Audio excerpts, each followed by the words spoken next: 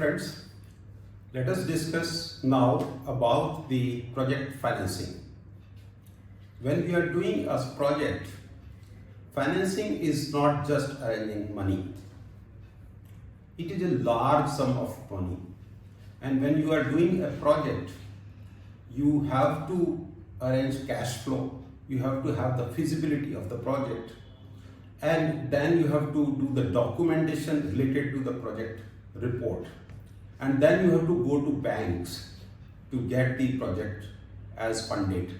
Whether you want a debt or you want the equity, you have to have a proper documentation related to the project. Now how it happens is, if it is a project, it should be a real project. Let us assume that there is a project developer who wants to do a project. He has to participate in a tendering process. He has to participate in a bid process. And when he participates in the bid, he should be the winner in the project. And the winner has to sign a power purchase agreement. Once the power purchase agreement is signed, this becomes the real project. When you are doing this project, you have various options. You have to arrange funds. So it is not just arranging some small amount of money. If you are doing a 5 megawatt project, the total amount of capital you need is something about 20 crores money. So financing is not just money, but it is arranging various resources and contracting documents around.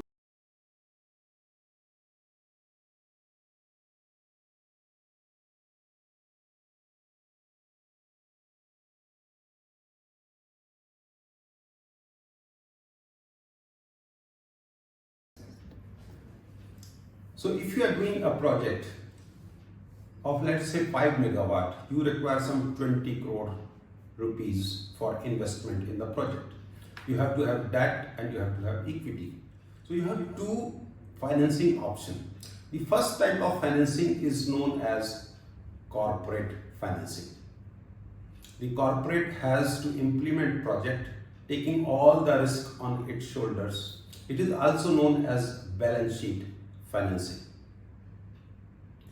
If the project fails, the lender has the right to recover their money not only from the project assets, but they can also recover money through the balance sheet of the company. This is known as recourse-based financing. You can arrange small amount of money out of this because a company's balance sheet will have a limited capital availability and no lender will give you capital beyond your balance sheet's eligibility.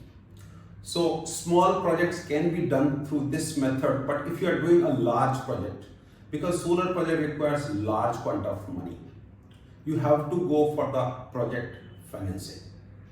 The project financing, that means there has to be a lender who is taking over the charges of assets, and if the project does not perform, the all risk equally shared by the lenders as well, and that is the reason it is known as non-recourse financing. Large projects, they go for the non-recourse based financing. And when you are doing this project, whether it is a small money or a large money, the risk involved is very, very important. So when the lenders will give you money, they will require again all type of documentation. There will be various type of cash flow requirement and various ratios. So in our next session, we will be discussing about how the lenders evaluate your project's cash flow. There are various terms related to the project financing.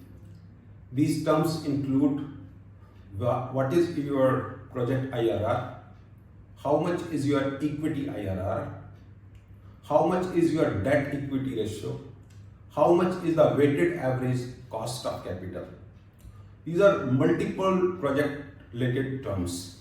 In our next session, we will discuss about this, but let us do a recap of what we have learned.